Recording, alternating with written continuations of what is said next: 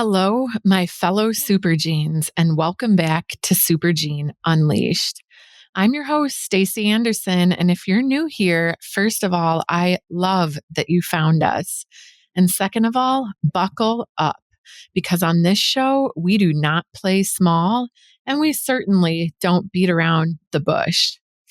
I want to start today by just taking a breath with you, because I know you are carrying a lot right now. We all are. The world outside is loud. It is angry. It is divided. And whether you're following the news or deliberately not following it because it's simply too much, you can feel it in conversations and lack thereof, in the energy of rooms, in your chest when you wake up at 3 a.m. and your brain just won't stop. I feel it too. And I wanted to take a moment and talk about it today. Not to depress you, absolutely not, but because I think there is something powerful sitting right inside this moment if we know where to look for it.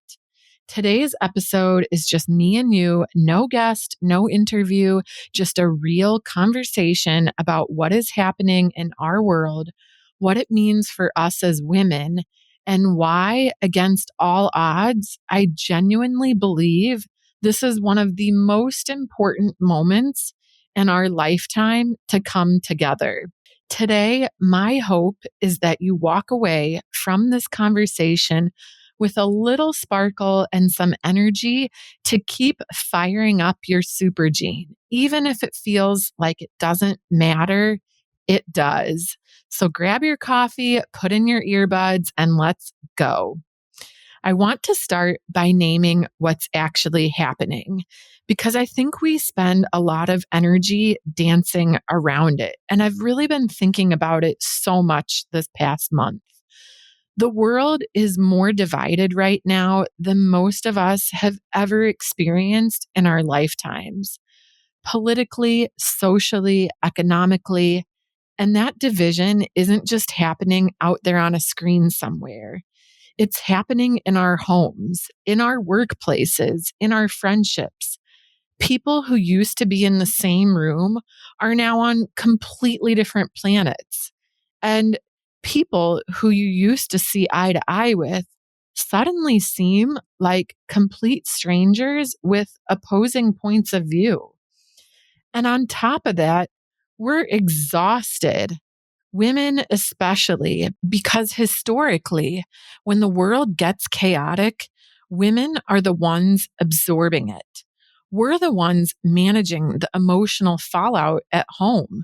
We're the ones still showing up fully at work with a smile on our face while quietly holding everything together behind the scenes.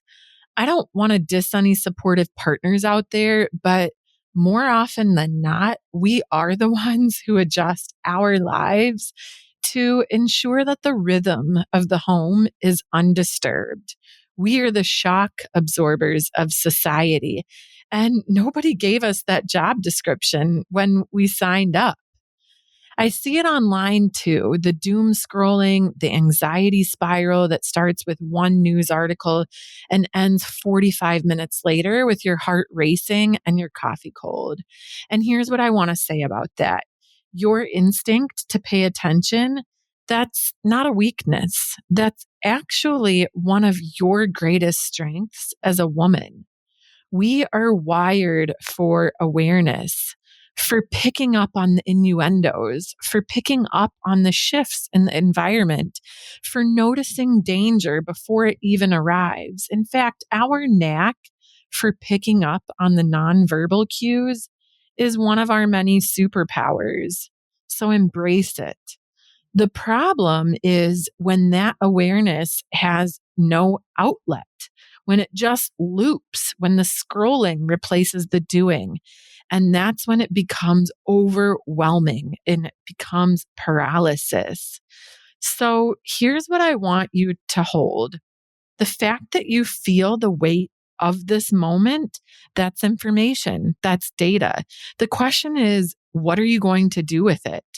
Because here's the thing about chaos, and history has shown us this over and over again. Chaos is also the moment right before everything changes. It's the storm before the rebuild. And every single time the world has fractured, women have been the ones who held the thread, who found each other, and who rebuilt. Think about it. The suffragettes didn't organize when times were easy. The women who kept industries running during World War II didn't do it because conditions were ideal.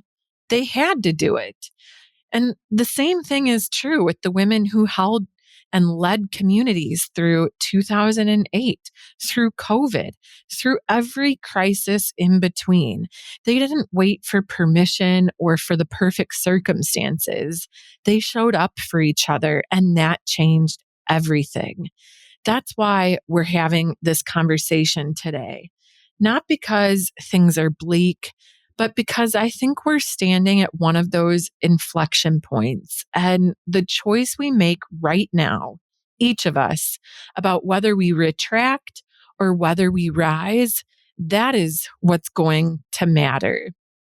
And I want to go just a little bit deeper here because I don't think the division we're seeing is accidental. I think on some level it's a system. And I think unfortunately, women are one of its primary targets. Here's what I mean. When women are busy fighting each other, when we are tearing each other down over our parenting choices, our career choices, our bodies, our politics, our relationships, I want you to stop for a second and think, who benefits from that?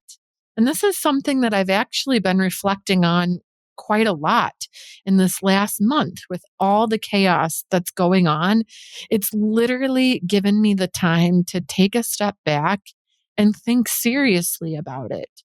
And when you really think critically, women are not the ones who benefit from this. Certainly not us.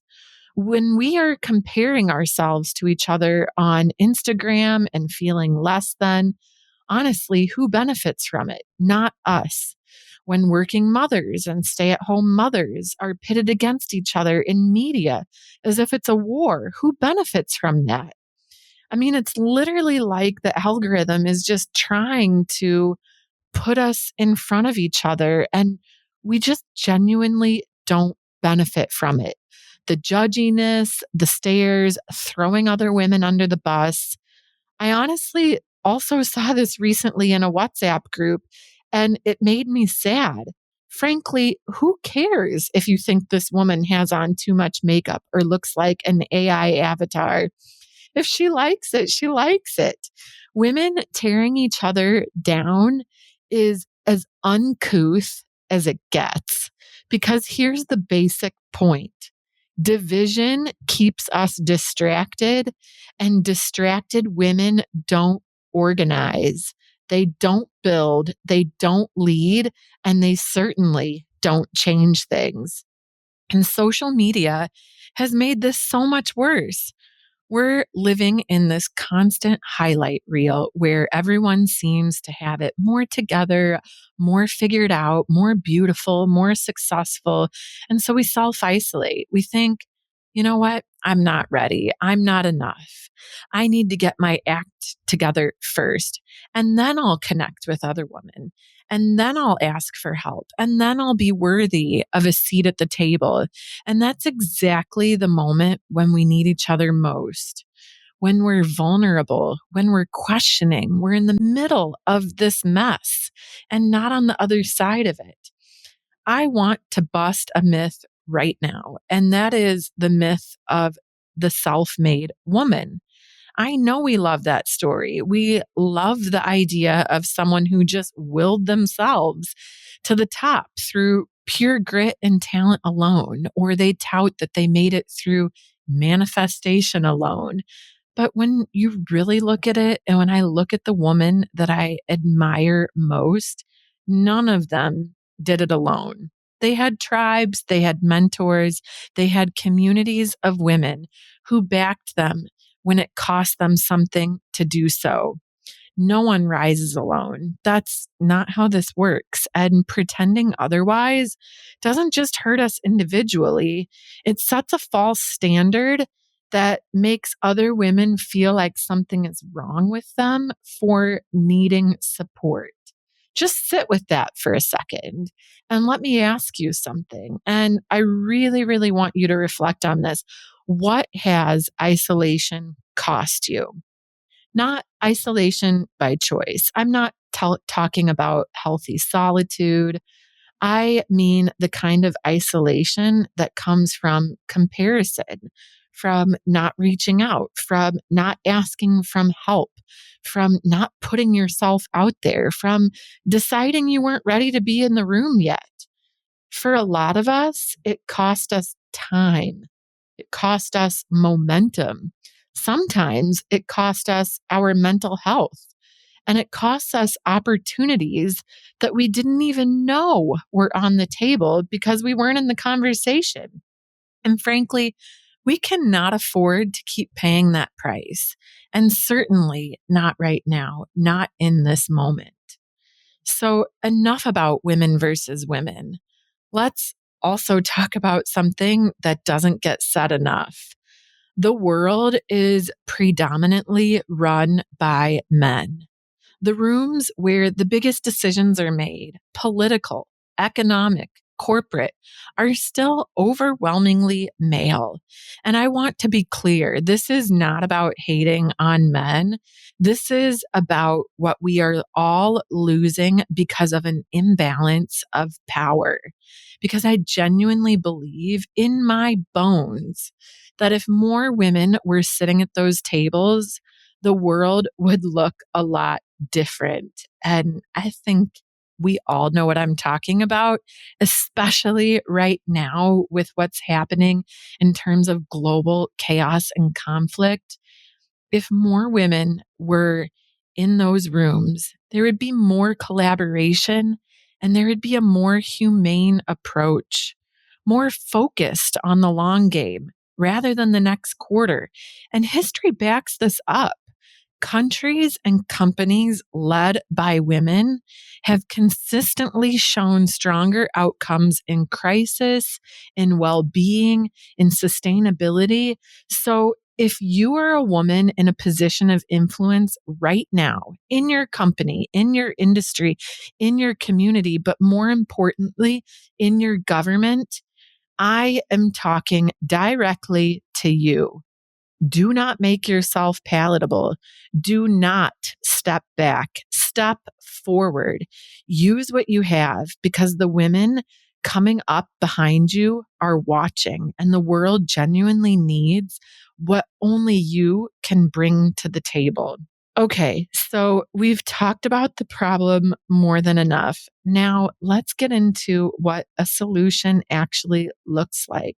Because I don't want this to be one of those episodes where we just stir everything up and leave you staring at the ceiling at night, wondering, oh, okay, it just feels so good to release these thoughts, but how can we actually do something? Real solidarity. And I want to emphasize the word real. Is not all sunshine and matching t-shirts. It's not just hashtagging something on Instagram or saying, I support women in your bio. Real solidarity is actually uncomfortable. It requires you to stretch. It means you need to really step outside of your comfort zone and break down your clique. It means lifting women who don't look like you, who don't vote like you, who have made different choices than you, who maybe actually trigger something in you that you haven't fully examined yet. True solidarity crosses the divides that the world wants us to use to keep us separate. It also means checking your own internalized bias before you judge another woman's choices. Because here's the uncomfortable truth. A lot of the judgment that we put on other women, it's judgment we've absorbed from a culture that has been telling women how to be for centuries. And it's actually also from our own insecurities. We are not immune to just sit because we're women. We have to actively unlearn these behaviors. But let me say this before we go any further. There is nothing, and I mean nothing, more classy than a woman who champions another woman. This, to me, is the ultimate sign of confidence, of character, of someone who truly knows her own worth. Insecure people are the ones who tear others down. Powerful people build others up. So if you're a woman who lifts, who refers, who amplifies, who shows up, wear that like a crown. That is your super gene. So what does banding together look like in real life? Let's make it practical. Let's make it something that you can actually do. At the micro level, the everyday level, it looks like amplifying a woman's idea in a meeting when it gets talked over. In the last episode, Monica Profit actually shared an amazing method that the Obama administration used in meetings to have other women support each other in the meeting room. It also looks like sending a referral to someone whose work you believe in, even when you're technically in the same space. It looks like checking in on the friend who keeps saying she's fine, because we all know when a woman says she's fine, she's rarely just fine. It also looks like choosing to buy from women owned businesses. When you have the option, we talk about voting with our dollars. Well, use that vote to support women who are building something, especially now when small businesses are fighting hard to stay alive. At the macro level, it looks like mentorship. Not the formal sit down, scheduled, calendar kind only, but the kind where you just reach back and pull someone up because someone once did that for you. This is a major one, and it really strikes a chord with me. I always try to help other women because I really believe in paying it forward and believe karma really can be, well, karma. It looks like using your voice in rooms where other women aren't represented. It looks like advocating for policy, for pay equity, for parental leave, for the things that actually change the structural game, even when it's incredibly uncomfortable. And frankly, even when it costs you a little social capital. And here's what I want you to know about the energy of this kind of solidarity. It's contagious. When one woman backs another woman in a room, the entire energy of that room shifts. I felt it, and I bet that you have too. There's a moment when you realize, oh, someone sees me, someone is in my corner, and something in you just opens up. You feel braver. You feel like you can take more risks. You say the thing that you were actually about to swallow. And for me, I felt this in my career when I worked in New York City. Our GM was a woman, and she, I don't know, saw something in me at the time that I really hadn't seen in myself. And she genuinely believed in me and in my capability. And she pulled me aside once and encouraged me to be bold, speak up. And she said, I feel like you are holding back, and I don't want you to be afraid to hold back. And that 2-minute conversation honestly gave me so much. Her belief in me gave me the courage at a pivotal point in my career, right when I was really developing into a senior leader. And to this day, anytime I get a little bit nervous or I have the faintest imposter syndrome, I think about that quick little conversation, not to be afraid and to really just make the decision and just go for it. And that brings me to the core of what this show is about. Supergene Unleashed is about stepping into your full potential. But here's the thing really believe. You cannot fully unleash your supergene alone. Your potential expands in community. Your vision gets bigger when other women are standing with you. Your resilience deepens when you're not white knuckling and doing it all by yourself.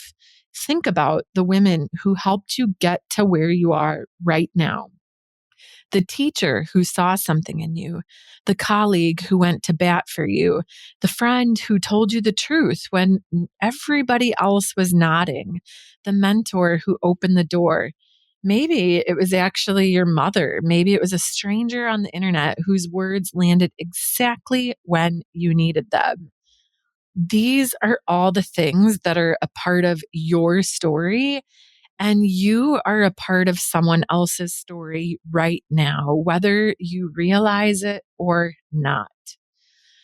All right. I'm not going to let you walk away from this episode without a challenge. And I was really just thinking about how can we start something as a community and how can we try to have a bigger impact? So I just really want to express how much I hope that this episode can spread and maybe just us women can band together and start a positive, energetic movement in society and in this world because, gosh, we really need it. So, here is what I am thinking and what I would love for us to do in the next 24 hours after listening to this. I want you to reach out to one woman, just one. Maybe it's someone you've been meaning to check in on and life just kept getting in the way. Maybe it's someone who helped you at some point and you never properly told her what that meant to you. Maybe it's a woman you admire from a distance and you've been too nervous to reach out. Nope. I want you to literally take 30 seconds. It doesn't even take 30 seconds. Don't even put that much thought into it, but reach for your phone. You should already have it in your hand if you're listening to this episode. Send her a voice note, send her a text, a DM, something that says, I see you. I'm thinking of you. You matter to me. Or just, hey, how are you actually doing? Or better yet, send a compliment. Say, you know what? I saw this and I saw you doing this, and I think that it's so amazing because here's my dare to you. I dare you to put down the competition and pick up the collaboration. I dare you to choose connection over comparison. I dare you to be the woman who reaches first, who doesn't wait until she has it all together to show up for someone else. No, lead by example. You take the first step. And if this episode moved something in you, please share it, send it to her. Let it be the thing that opens the conversation. And you know what? I want to hear from you. Please DM me, tag me, tell me who you reached out to and what happened, because those are the stories that remind me why we do this. And it's honestly fueling my fire. It's how I'm showing up consistently to work on content for you and bring other women and occasionally men who can inspire us to be better versions of ourselves. So I'll say it one more time before I let you go. The world is so loud right now. It is messy. It is trying very hard to make us feel like we are on our own. Please do not believe it. You are not on your own. You never were. If you feel like you are, I am here, your fellow Supergene. The women who came before us, they did not have it easy either. They faced division and fear and systems that were completely stacked against them. And guess what? They banded together anyway. And because they did, you and I are here with microphones, with platforms, with voices and choices and opportunities that they could only dream of. So please do not waste that. Use it. Use it to pull the next woman up. Use it to be loud about the things that matter. Use it to choose each other over and over again, even when the world is telling you to compete. That is exactly what Supergene Unleashed is about. Not just stepping into your own potential, but making your light bright enough that other women can find their way to theirs. My fellow Supergenes, today, I hope you are vibing with me because the gene we're unleashing now, it's not just ambition. It's not just resilience. No, those are the basic things. It's actually the oldest, most powerful force on this planet, which is a woman who knows exactly who she is and refuses to be anything less. I'll repeat it one more time. The most powerful force is a woman who knows who she is and refuses to be anything less. So be that woman. Thank you so much for being here today. Seriously, it means everything to me that you spend your time in this space. If this episode hit something in you, please share it with another woman. Please complete the challenge. I dare you. And if you haven't left a review yet, it would mean the world. Reviews help other women find this show, and that is how we grow this community, one listener at a time.